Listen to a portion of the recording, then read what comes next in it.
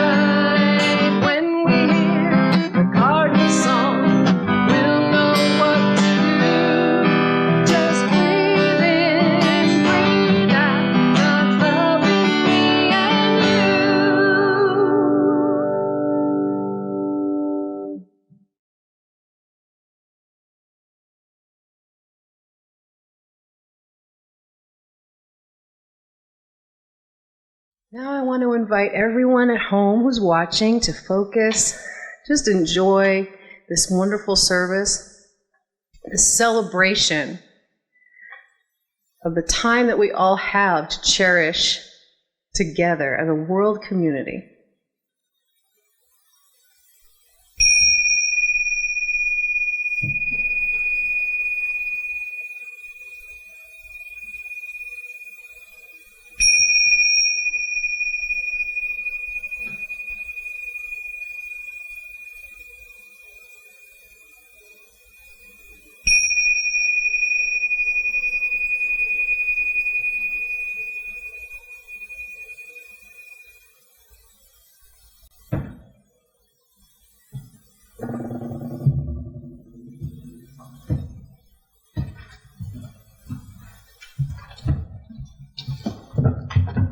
Good morning.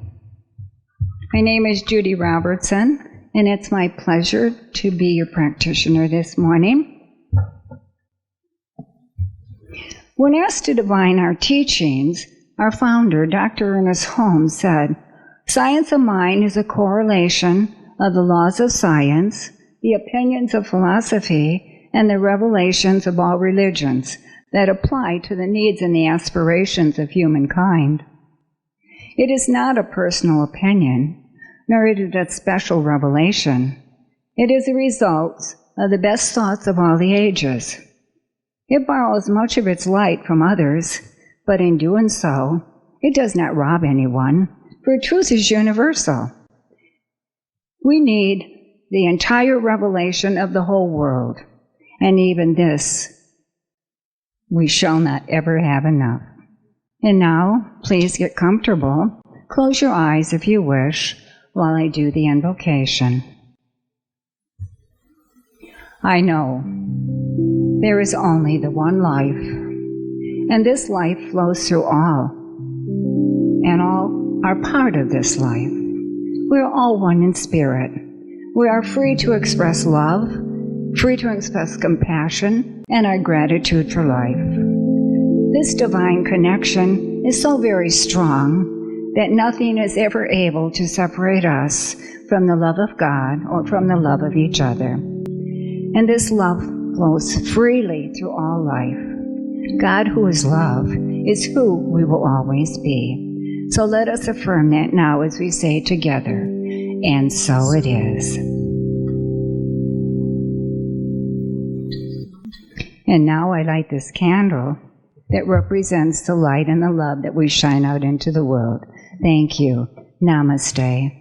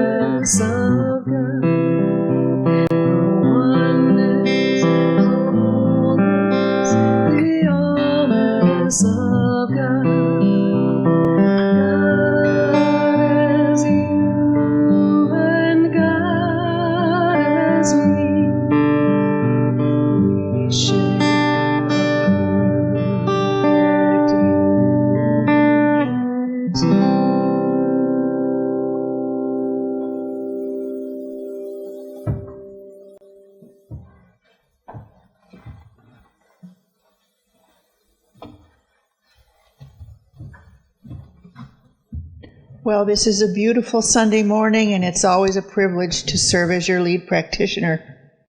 So we had some beautiful rains here last week, and I'm sure we're all looking forward to seeing all the spring blossoms, all the miracles that spring bring in this beautiful desert of ours.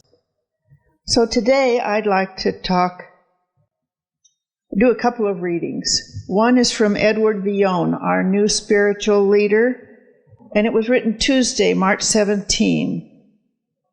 Let us, each according to our own faith tradition, let go of everything else for just this moment and enter the consciousness of gratitude for medical professionals, first responders, and peace officers everywhere. Let us abandon all other considerations for just a moment and center our attention on appreciation for those who serve, and let us, through our joint meditation of gratitude, abandon anything that separates us and feel our unity with each other, and let that felt experience of unity keep fresh before us at this particular moment of high resolve, so that in the months and the years to come, we will not abandon our memory of that which has been given to so many through service. May we stay rooted in mindfulness with open hearts to those who are struggling, wherever they may be in their emotions, so that we remain a safe harbor for their experience. And may our contemplation of gratitude inspire us to give and to be kind and to trust the capacity humankind has for being loving. And if appropriate to your faith tradition, I invite you, in a moment of personal quietness, to visualize a world where its people live according to the spiritual truths of their understanding, where humanity continues to awaken to its magnificence, where we live as one family with kinship with all life, and where unity and connection continue to guide us through to the experience of wholeness. And the next is a poem written by Lynn Unger, entitled Pandemic, written March 11th. What if you thought of it as the Jews consider the Sabbath the most sacred of times? Cease from travel. Cease from buying and selling. Give up, just for now, on trying to make the world different than it is. Sing, pray, touch only those to whom you commit your life. Center down. And when your body has become still, reach out with your heart. Know that we are connected in ways that are terrifying and beautiful. You could hardly deny it now. Know that our lives are in one another's hands. Surely that has become clear. Do not reach out your hands. Reach out your heart. Reach out your words. Reach out all the tendrils of compassion that move invisibly where we cannot touch. Promise this world your love, for better or for worse, in sickness and in health, so long as we all shall live. So now I take this candle that represents the light, the beauty, the wholeness, the perfection in everyone watching, in everyone in the world. So together our consciousness will heal our world. Thank you.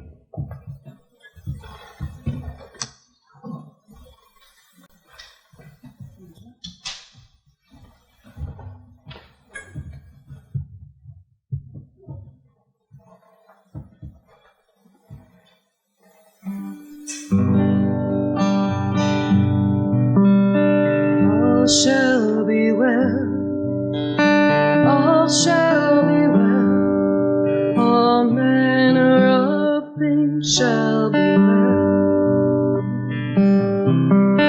All shall be well, all shall be well, all manner of things shall be well. I'm walking through the green pastures. I know that I'm not alone. The song of the meadowlark sings to my soul, tenderly calling me home. And all shall be well, all shall be well, all manner of things shall be well. All shall be well, and all shall be well, all manner of things shall be well.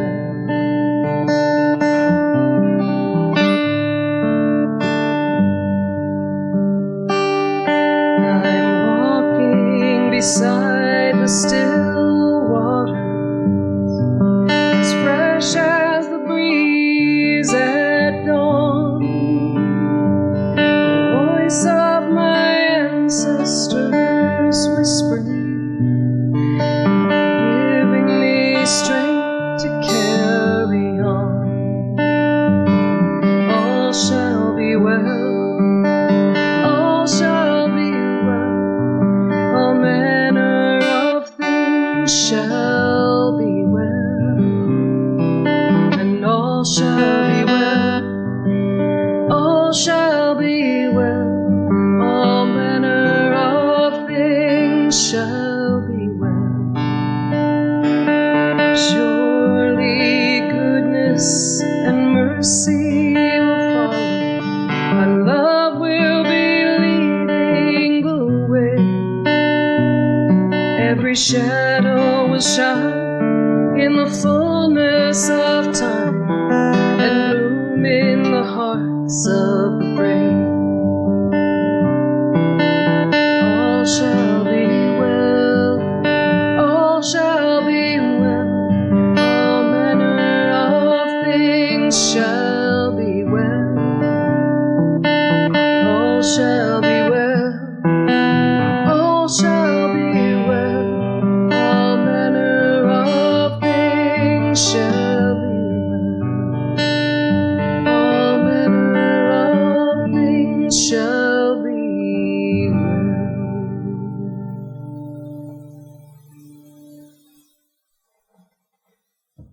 Well, sometimes life can throw surprises at us. When I chose my topic, I always choose it at the end of the previous month, to live in balance.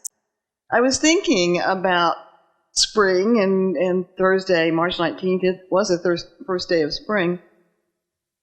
It's also called the Vernal Equinox, and it's the time when the amount of hours of daylight and darkness are even as the sun moves directly over the equator.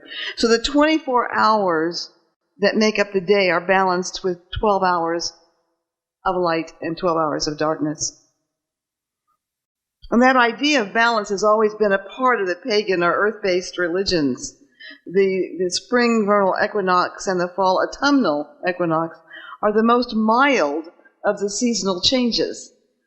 So unlike the extreme cold or the extreme warmth of the winter and summer solstices, the equinoxes of spring and fall are more balanced in temperature. In the fall, the waning warmth of summer moves toward colder temperatures, and in the spring, the days move gently from the colder to the warmer. But now, to live in balance is taking on a huge meaning in the lives of each and every one of us.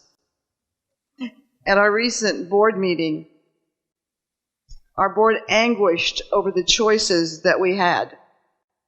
Do we close our center, as most others have, in order to sway this horrific virus?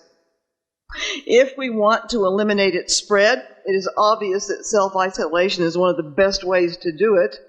So the answer to close would logically be yes. But with the human heart's need for connection, closing our center deprives us of that very life-giving spirit of belonging. So by closing, we may remain physically well, but sick in heart and soul.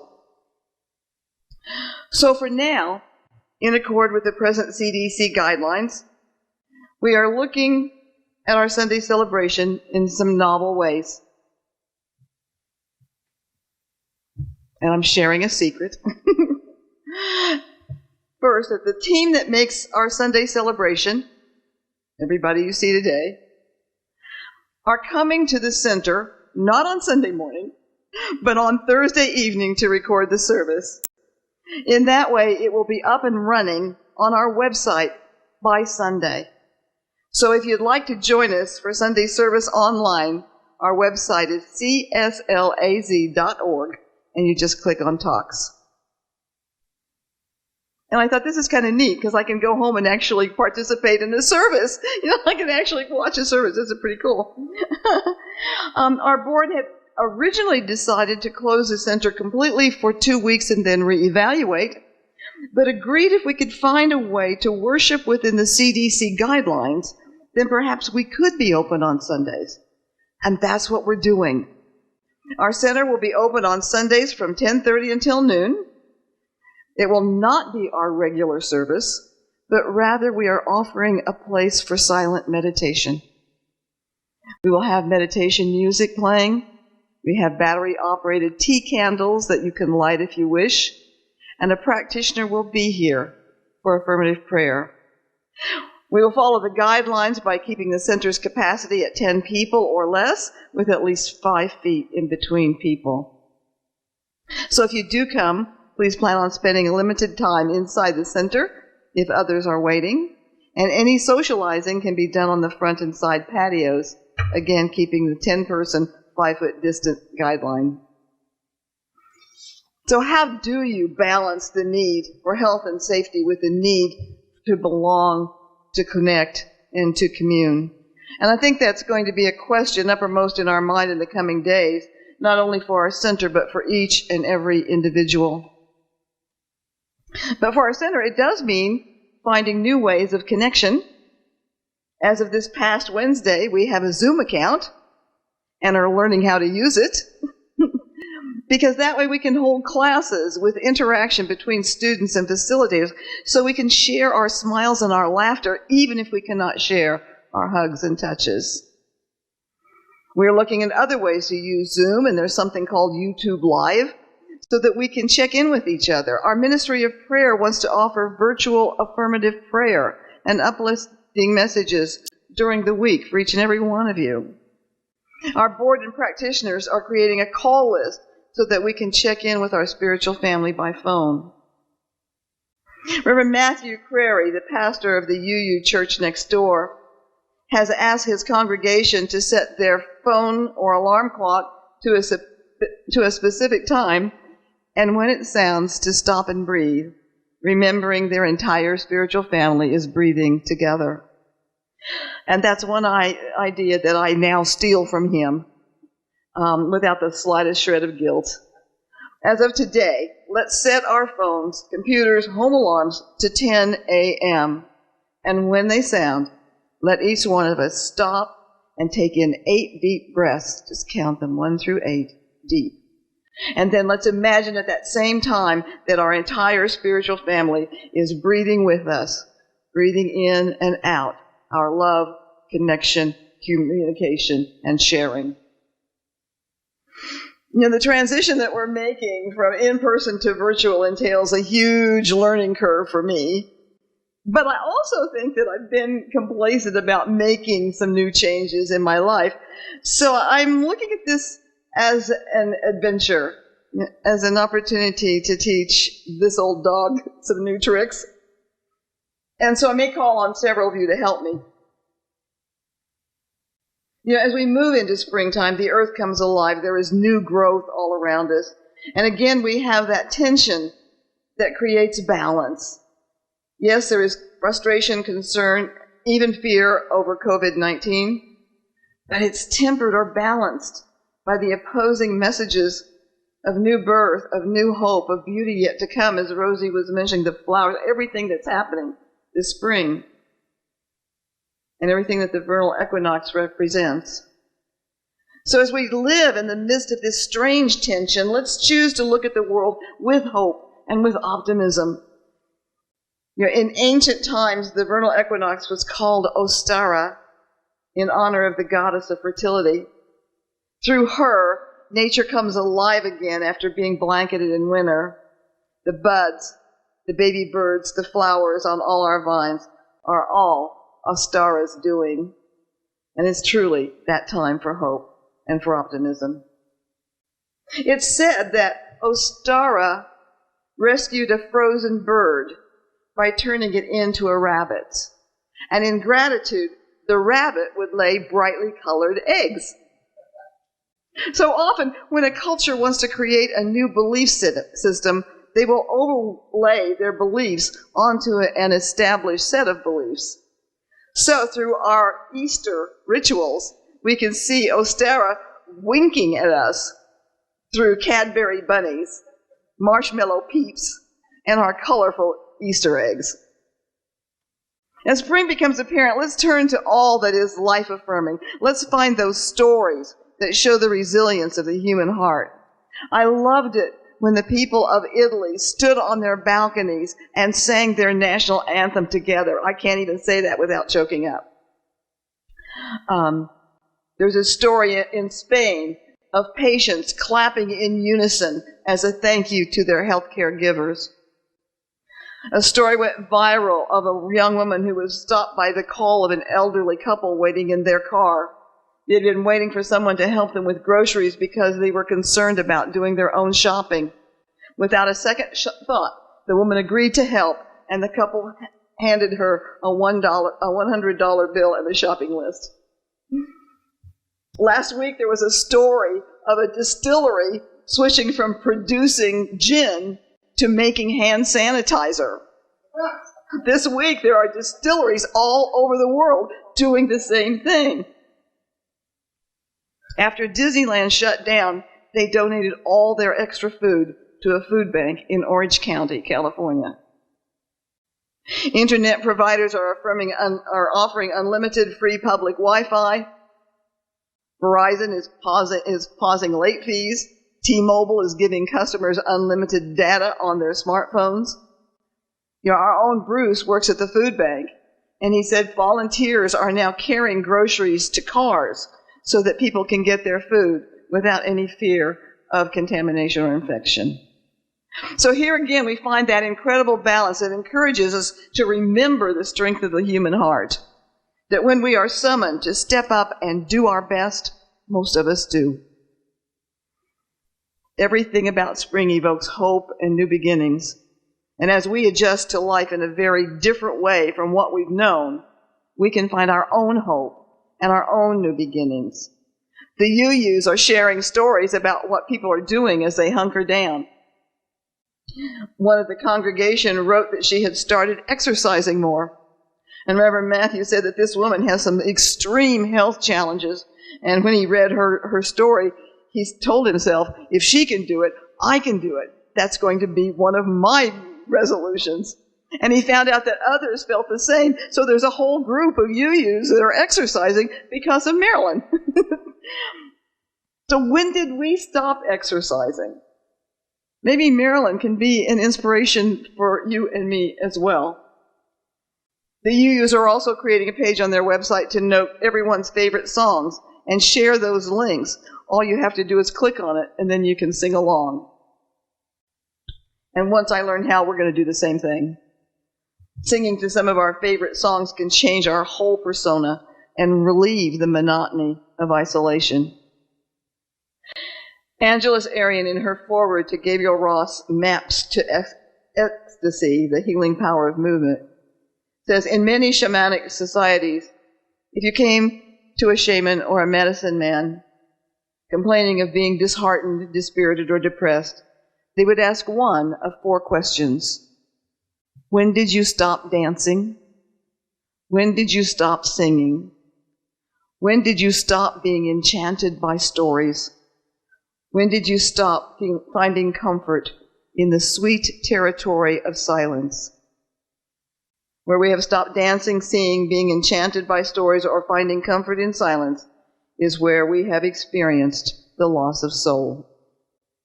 Dancing, singing, storytelling, and silence are the 4 universal healing salves. And right now we could each use a healing salve. So let's start dancing. Let's start singing. Let's write our stories and share them. Email your story to me and I'll put it on our e-news. And let's start consciously breathing. Tomorrow morning at 10 a.m., join me in breathing together for 8 deep breaths and know that your entire spiritual family is breathing with you. And we will find that even in the midst of this turmoil, we can find a way to live in balance. Thank you. Namaste.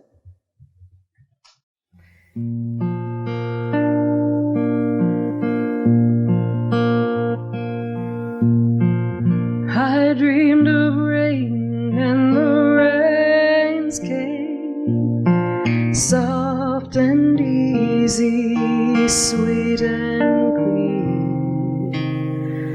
I dreamed of rain and the rains came, and peace spread over the land. I dreamed of summer and the winds changed, and the green was easy and the rivers ran clean. I dreamed of summer and the winds changed, and peace spread over the land. And the flowers bloom in the desert, and the air is fresh and clean. I dreamed of rain and the rains came, and peace spread over the land.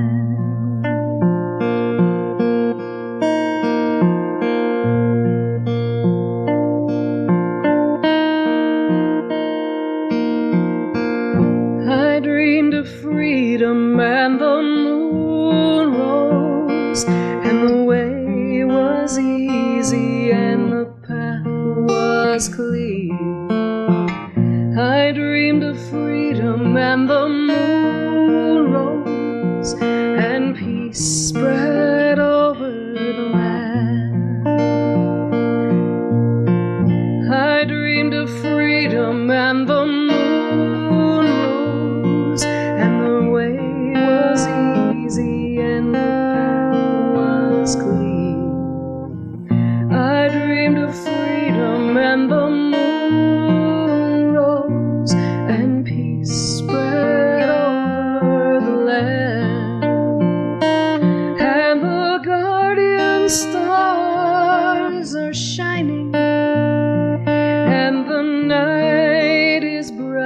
and clear. I dreamed of freedom and the moon rose and peace spread over the land.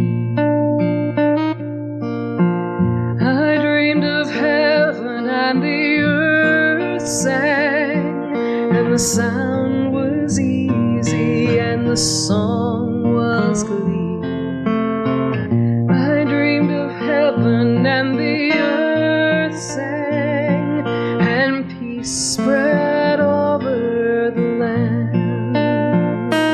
And the ancient pain is forgotten, and the father and mother's debts are clear. I dreamed of heaven and the earth sang, and peace spread over the land. I dreamed of rain and the rains came, and peace spread over the land. And peace spread over the land.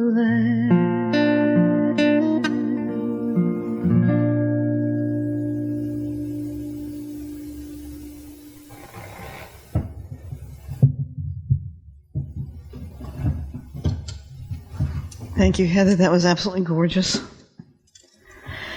Well, before our closing prayer, I want to remind you all that your support of our center is what keeps us going.